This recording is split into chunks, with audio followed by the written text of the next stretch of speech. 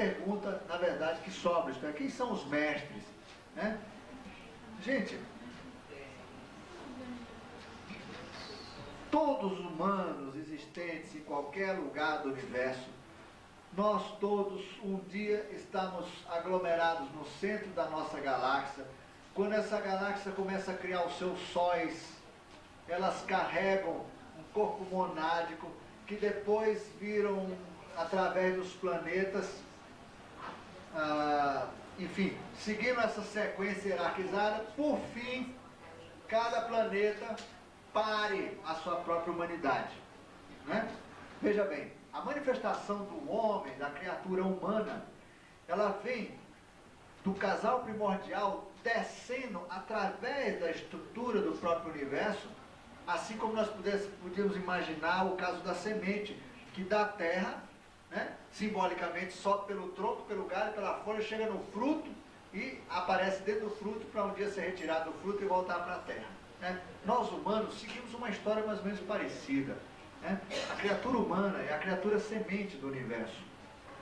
E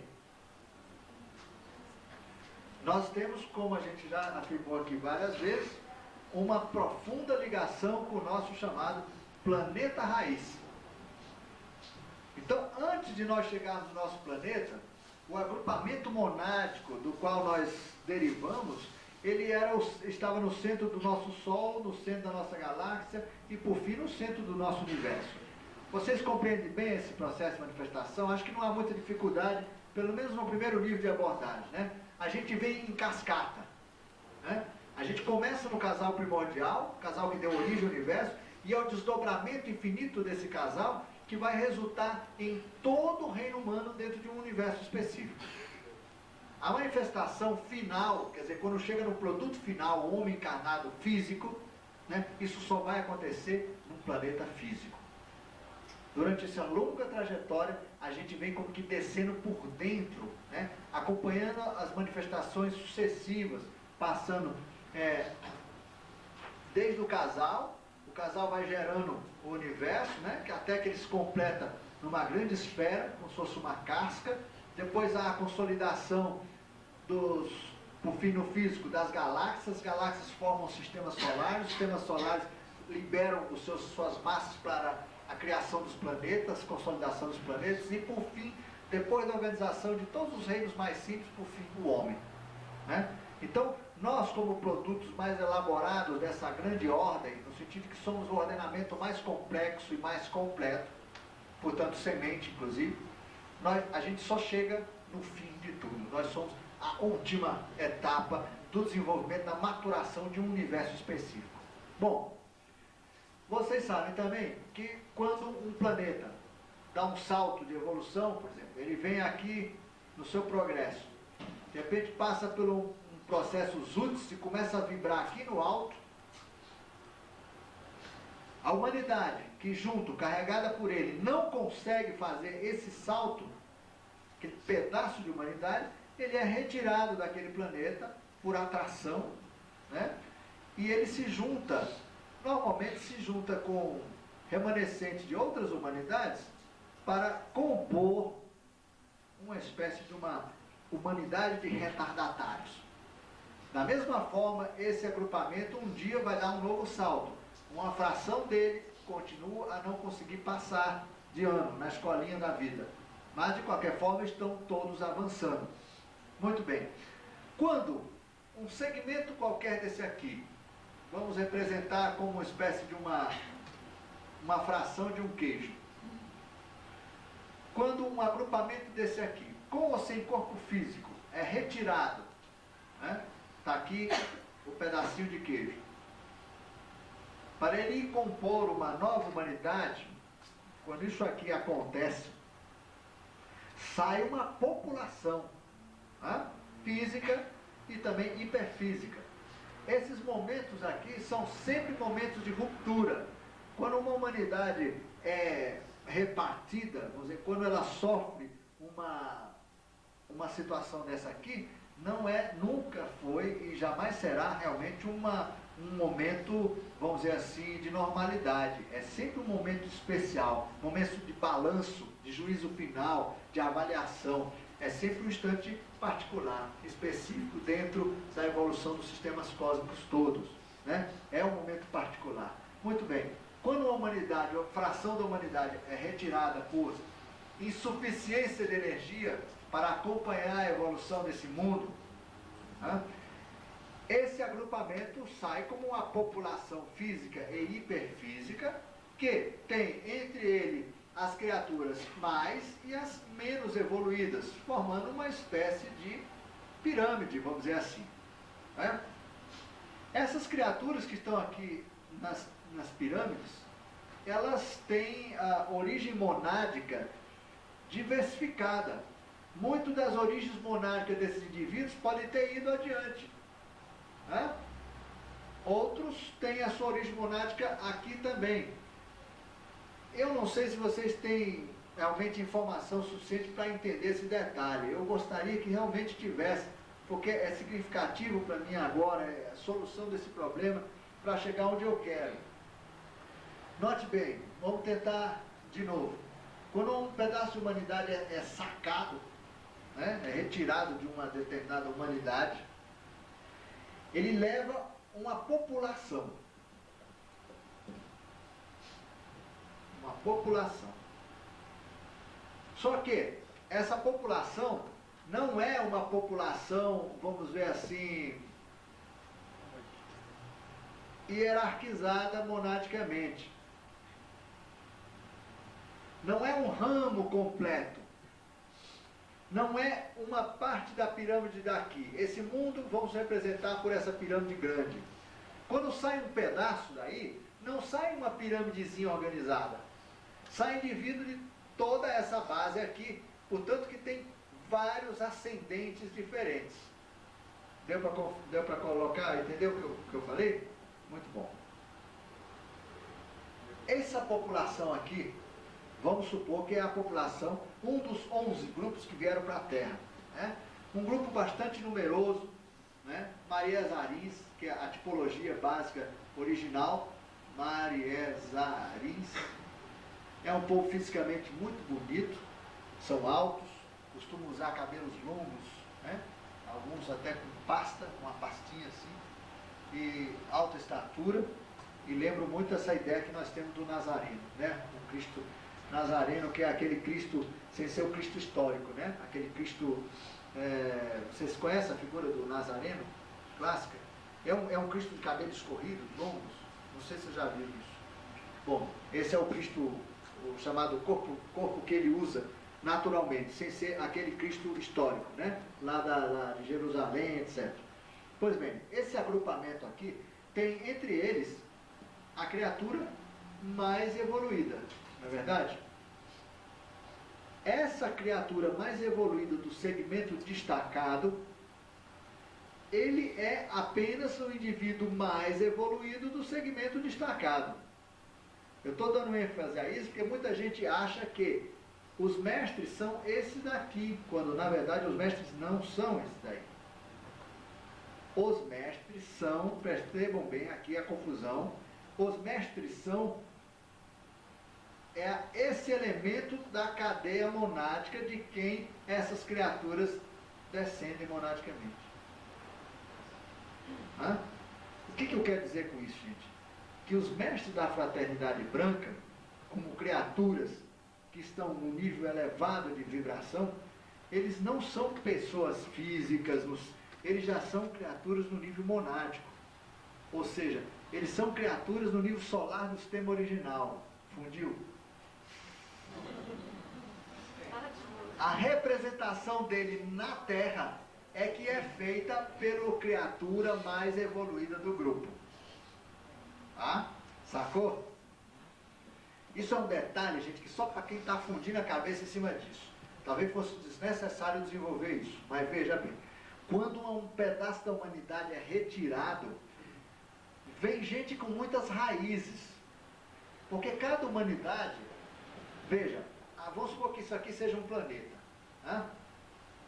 A humanidade desse planeta todo, a humanidade própria dele, autóctone, ela pode ser representada por um casal. Desse casal planetário, também chamado Cristo planetário, que a palavra Cristo quer dizer ungido, né? Do Cristo planetário, decorrem todas as mônadas que vão ser a humanidade desse planeta. Tá? Vamos fazer aqui uma árvore genealógica aqui, olha, espiritual. Tá bem grande, bonito. Né?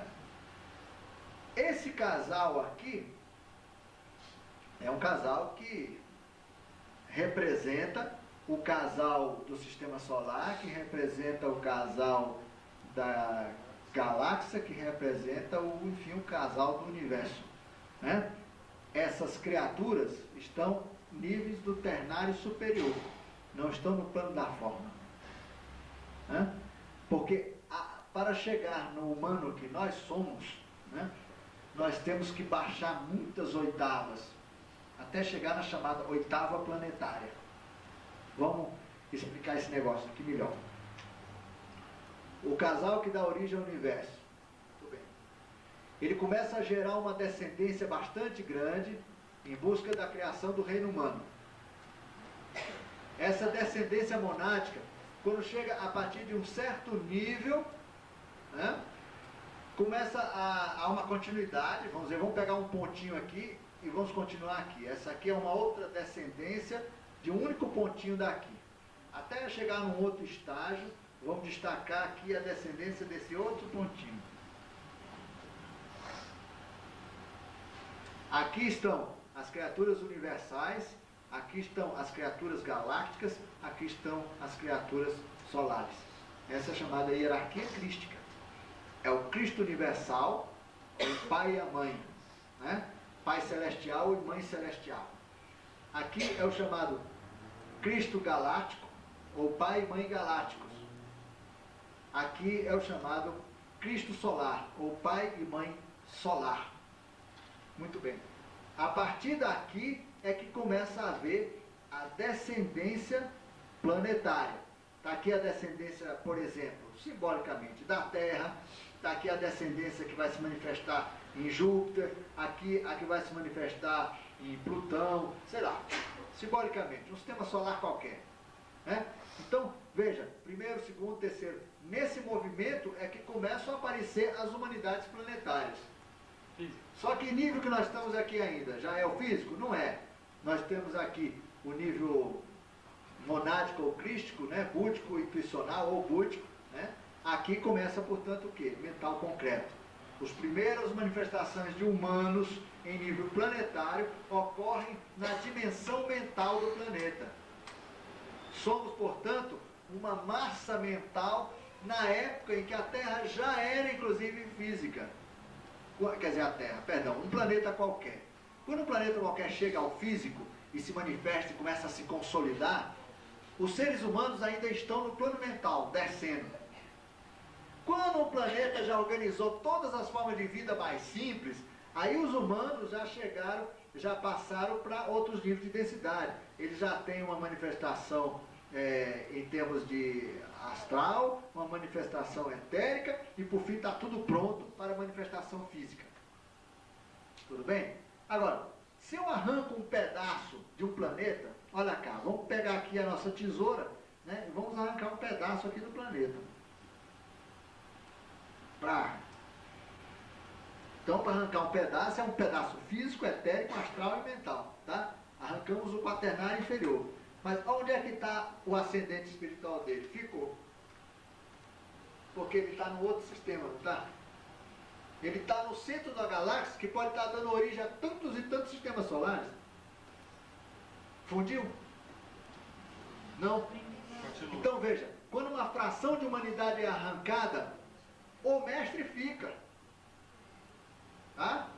Quando um pedaço da humanidade, quando a humanidade remanescente é retirada para ir para outro universo, a mônada da qual eles derivam, ela ficou. Porque ela está na instância búdica. Ele está acima do quaternário da forma. Sacou isso, né? Bom, agora, essa estrutura hierárquica, quando essa equipe aqui muda de planeta, os ascendentes são representados aqui pela mais evoluída criatura desse grupo que foi arrancado. Sacou, Claudinho? Tá bom? Então vamos lá. Vamos identificar os mestres. Quem são os mestres?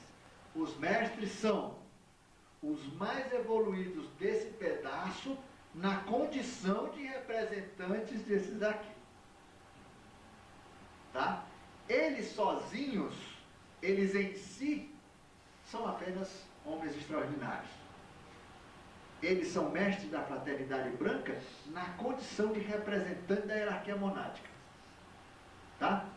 A fraternidade branca são 7 homens evoluidíssimos, cada um representando os seus povos, na condição de representante da cadeia monádica. Fora disso, eles são apenas fulano, ciclano, ciclano, ciclano, ciclano, embora seres de alta envergadura. Sacou? Deu um rolo, grilo complicado demais? Não, né? Veja, quando eles estão num momento quando eles estão exercendo a condição de representante da ascendência monádica daquele agrupamento, é que eles são mestres. Tá? Tudo bem até aí? Muito bom. 11 grupos desses aqui vieram para a Terra. Portanto, nós temos a cada um dos grupos um mestre. Quer dizer, o mais evoluído do grupo, que, representando a sua ascendência, ou a ascendência do seu povo, ele é um mestre para aquele povo. Ou seja, a fraternidade branca tem o povo, o pedaço maior que foi arrancado, né? Tem alguém aqui que representa esse pedaço, e quando ele está representando essa descendência, ele é um mestre. E o nome dele é Ben Pandira. Conhecido historicamente por Jesus, que quer dizer Senhor. Os outros 2 povos, dentro do mesmo raciocínio, foram povos menores, que também têm seus grandes homens, suas criaturas iluminadas, os seus ascensionados. Por que ascensionados? Porque foram elevados à categoria de intermediários da ascendência cósmica, ou intermediário dos ascendentes monádicos. Tá? Por isso, ascensionados. Okay? Esses nomes tudo não são nomes, né? Porque Ben não é nome, Jesus não é nome, Cristo não é nome, isso não são nomes, né? Maitreya não é nome, né? São todos, vamos dizer assim, símbolos hierárquicos, referências, ou deferências, né? Micael também? Micael quer dizer alado. Miguel, de Miguel, o que tem asas. Onde é que estão os anjos daqui, esses camaradas? Quem são? Hierarquia solar, né? Hã? Veja, o anjo não chega no planeta, né? Até onde ele vai? Ele vai no máximo na fronteira, porque os anjos são as criaturas humanas que jamais descem ao quaternário da forma. São chamados anjos verdadeiros. Porque tem os humanos que, subindo, já deixam o plano da quaternário da forma, são chamados angélicos. Humanos angélicos. Aqueles que nunca vêm ao quaternário da forma, quer dizer, que ficam, os seus processos evolucionais se dão apenas nos 3 níveis superior, essas criaturas são chamadas anjos verdadeiros. Nem parte da centelha deles jamais participou de seres, foi parte de seres que viveram no mundo da forma? A descendência dele é a expressão dele no mundo da dimensão quaternária. Mas a mônada que através dos impulsos gerou a descendência, ela permanece no plano angélico. Entende? Quer dizer, é o impulso dela que desce, mas ela não. Né? No fundo, tudo se resume ao casal original de novo. Não é outra coisa a não ser o casal original. Todos nós somos irmãos, não porque alguém quis dizer, ou porque achar que isso é bonitinho. Não, porque somos de fato, somos uma só criatura. Né? E tudo que vivemos, sofremos, sentimos, essas coisas todas, essencialmente, né, é uma espécie de recordação daquele casal. Por isso nós somos um sonho. Deu para entender a loucura? Por isso nós somos um sonho desse casal primordial, chamado casal raiz. Né? Todos os nossos dramas, no fundo, são reproduções do drama vivido um dia por esse casal. E tudo se reproduz numa escala evolucional diferente. Né? Essa é a ideia do universo. Por isso diz o universo é apenas um suspiro de dor. Né? Como quem fala. Né? é o universo. Esse ciclo de respiração é o éon, né? Quer dizer, a grande era, isto é, a expansão plena e o recolhimento total. Acabou. Aí ele respira de novo. O Criador transcende a criação. É inacessível, inominável e cognoscível. Ele está além disso tudo. Os ETs fazem muita distinção nisso. O Criador é uma coisa. Deus é o espaço do Criador invadido pela criação. União, que eles também chamam lei no plano operacional. Né? E os universos são as expressões da vontade da própria criação, né? Manifestada. É o ordenamento nos seus níveis já mais diferenciados. Portanto, cada universo tem um Deus raiz, né? Porque o reino humano, todos os outros reinos são decorrência essencialmente do reino humano. Os animais, plantas, etc., na verdade, vêm do casal raiz. São desdobramentos secundários dele. Né? A gente dá origem ao universo completo. Agora, quem são essas pessoas escolhidas? Aí é um outro capítulo, né? Como é que é feito isso? Mas existem ordens hierárquicas avançadíssimas, angélicas, que escolhem pessoas que vão depois ser orientadas e educadas para se transformarem em universos. Já impulsos de luz. Né? Assim como se educam príncipes e reis para um dia serem príncipes e reis, no universo também é assim. Existe uma saudação de tempos em tempos, né? A sacração iniciática dos casais que vão se tornar universo. É uma cerimônia muito bonita, né? Muito bonita. Ela é descrita, tem um livro chamado assim, como é que é? Além do véu de luz. Não. Puxa, um livrinho pequenininho, alguma coisa assim, tipo, Além da Luz, né? Além da Luz.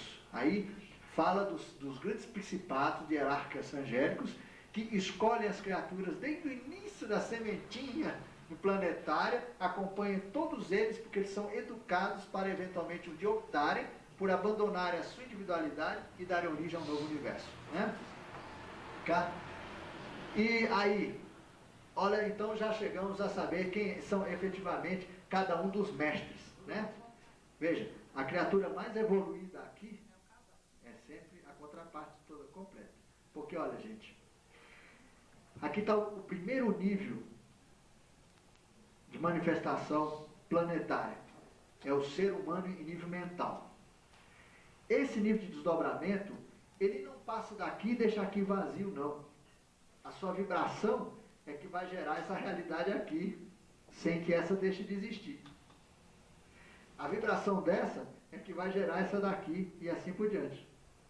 Quando chega aqui, você tem milhões de almas que, na verdade, decorrem daqui, por desdobramento, né? Vibracional.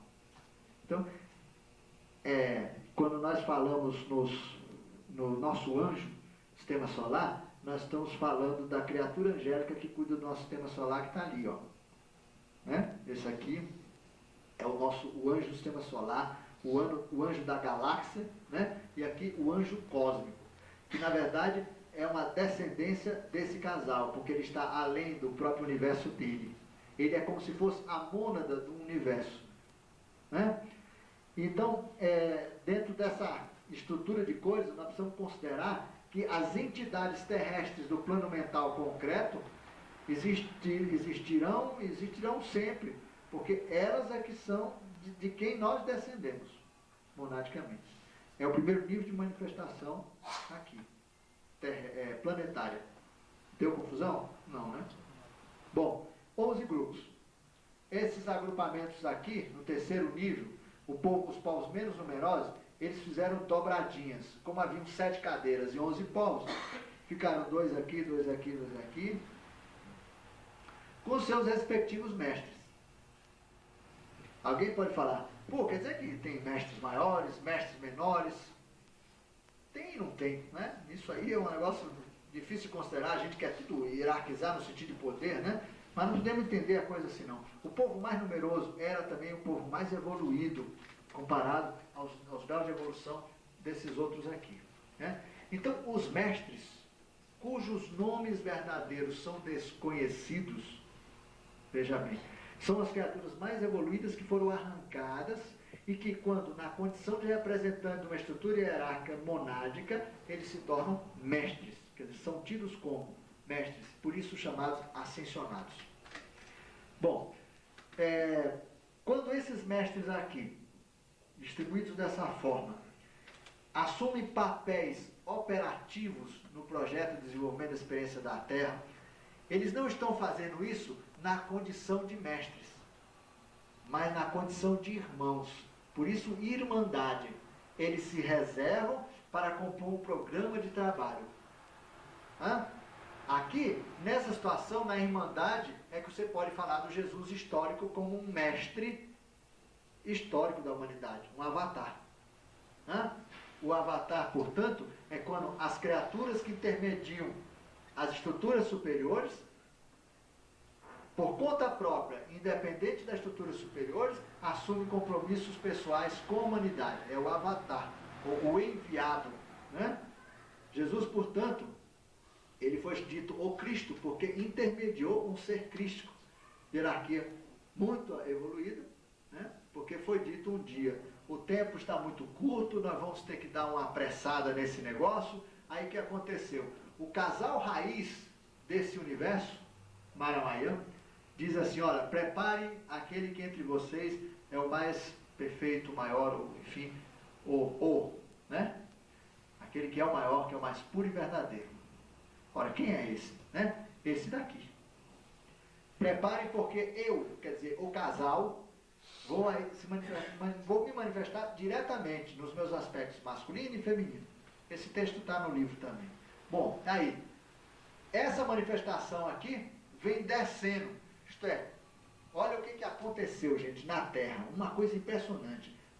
A descendência imediata desse casal primordial veio à Terra através da estrutura hierarquia crística e através de Jesus se manifestou diretamente na Terra para que o tempo se abreviasse, para que houvesse um acerto, um ajuste de espaço-tempo. É como se tivesse dado o conhecimento de graça e ele sofrido o que nós teríamos que sofrer para aprender aquilo por tentativa e erro. Isso chama perdão. A palavra perdão quer dizer troca. Então, uma troca. Ele ficou com o sofrimento que todos nós teríamos que viver para superar aqueles níveis de consciência, chegarmos a um nível mais avançado, para coordenar os momentos. A Terra ia dar o salto, nós tínhamos que dar junto. E tínhamos que chegar lá ao mesmo tempo, senão dançava tudo. Tudo. Chegaríamos no nível energético aquém do salto. Resultado, ninguém ia enraizar. Ia ser um desastre total de bilhões, sei lá de quanto tempo está se tentando esse tipo de coisa. Por isso, esse fato que foi anunciado há 22 mil anos atrás, olha como há pouco tempo, gente. 22 mil anos atrás é um segundo para a ordem cósmica. 22 mil anos atrás, o casal anunciou que viria. Levou um tempo enorme para que este daqui fosse preparado. Até chegar ao nascimento dele, o corpo dele, etc. Tudo isso aqui, nós tivemos ainda um preparo aqui no meio, chamado limpeza, dilúvio. Que foi a passagem de Dóton. Dóton causa aquele reboliço inteiro, limpeza geral, começa pós-dilúvio, todo o caminho até Jesus e Maria, que são uma só pessoa. É um casal, na verdade uma só pessoa, a contraparte masculina e feminina, aí representada para intermediar essa potência criadora que vem lá do alto. Luiz, então o casal se manifestou através dos dois. Não só através dos dois, com papéis diferentes. Porque toda a sustentação da missão de Jesus era Maria. Era a base de granito, se você quiser. Era a sustentação. Sem ela era impossível isso. Impossível. Ele era Zutz, ela é Ada. Ada, ela era a base, era o oceano. Jesus é a gota que criou o estardalhaço todo, E tem muitos aqui, por exemplo, que são mais conhecidos na expressão espacial do que noutra qualquer. Se a gente pegar, por exemplo, o mestre El Moria, o mestre El Moria chama-se Yoga Verim. Foi esse camarada que se encontrou com o general Shoa no meio do mato em Alexandria. Eu sou Yogarim. Eu vou lhe ajudar, etc. Você tem uma missão, escrever livros. E não se esqueça que eu sempre vou estar com você. sempre vou alugar. Depois do pânico e do susto, Jalsoa sabe depois, casualmente, alguém telefona para ele, um amigo, não me lembro bem como é que ele conta a história, no livro de memórias dele tem, ele disse assim, contou para o amigo, e o amigo falou, mas general, que coisa maravilhosa, Mestre Moria esteve com você? Ele, como Mestre Moria? Sim, porque Yogarim é o nome interplanetário de Mestre Moria. O general chorou. Foi um acontecimento incrível. Yogarim quer dizer mais ou menos o seguinte, aquele cuja vontade guia o destino das, completando a frase, das naves, né, dos espaçonaves. Ou seja, é o único que tem a prerrogativa de conduzir naves pela força da vontade dele. Né? Por isso ele diz, tem textos que falam assim, porque todos os caminhos poderiam ser abandonados, né? Porque o vigilante olhar, né, conduz a nave. Bonito, né, o sentido do negócio. O vigilante olhar é dele, o que olha, que é vigilante, que olha, e aí eu garimpo. Né? Isso aí é poesia que não dá para falar muito, né? Não dá para segurar, a energia é muito forte. Bom, então, os outros mestres também, como Kuthumi, né? Kuthumi, por exemplo, no livro de Jalsoa, Mergulho no Hiperespaço, o general chega fora do corpo a bordo de uma nave rainha porque era uma comandanta, né? Era uma comandanta, e lá, quando ele chega num local lá, num ambiente assim, havia uma mesa solene, etc. Quando ele olha assim, ele mesmo escreve no livro assim, ó, meu Deus, é Kuthumi. Kuthumi lá na mesa da nave, né? No ato simbólico de recepção que estava acontecendo ali. E aí ele ficou assim, mas os mestres andam de disco voador, né? É aí que ele começa a descobrir todo um mundo de relações entre a fraternidade branca e as naves confederadas, porque ele estava a bordo de uma nave confederada, e não nas naves dos povos estrangeiros, porque essas naves, conforme eu já disse, grande parte delas já foram recicladas, né? Elas foram destruídas ao longo desse processo todo, porque elas não tinham tecnologia para navegar os meridianos daqui, né? Os meridianos vão mudando de frequência, essas naves vão sendo alijadas de tudo, né? Outras têm que ser construídas, porque elas são veleiros, né? Bom, e temos todos aqui, né? Alguém pode falar, e Rovena? Né? Rovena, gente, a situação de Rovena só é dita Rovena porque foi dado destaque à contraparte masculina, portanto a mestra Rovena, feminina, né? Como uma mulher. Por quê? Porque um dos povos era uma espécie de um grande matriarcado, era um povo conduzido por mulheres, né? Assim, na Fraternidade Branca, fica uma das cadeiras ocupada pela expressão feminina do mestre, né? Embora todos eles tenham as suas expressões femininas ocultas. Aqui aparece a feminina, é oculta, portanto, a masculina. Deu para entender? Então, quando nós falamos em mestre Rovena, falamos no e na mestre Rovena. Como falamos em mestre Jesus, é no e na mestra, né? Mesma coisa, mesma situação. Todas as contrapartes estão presentes aqui dentro dessa estrutura. Mas sempre esse nome que a gente usa, você vai estar falando do casal, sempre. Sempre. Você está falando sempre das contrapartes, né? Da unidade, porque essa unidade é que opera, né? E a gente tem situações também interessantes. Quando as pessoas falam de Maria, por exemplo, isoladamente? Fala do princípio, né? Do princípio.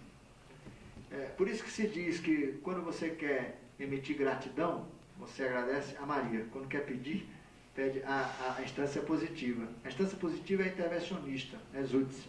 A instância onde você emite gratidão, que é a energia da conservação de tudo. Todas as coisas só se conservam porque rola a energia da gratidão. É um dos aspectos mais importantes da energia Zada, né? A mulher representa a gratidão, né? É a gratidão no sentido do filho, fim de tudo, né? E por isso a oração de gratidão vai a Maria. E por isso que Jesus também fala, o que vocês pedirem através dela, não tem jeito para mim negar, né? O que ela pedir, eu não escapo, né? Não tem jeito, porque no fundo é a energia da gratidão, né? Contra essa, nenhuma força é maior. Eles têm um poema que fala, junte todos os maremotos, né? Nada é mais poderoso do que a gratidão. Nem todos os maremotos juntos. Bom, a gratidão de uma pessoa. É uma loucura.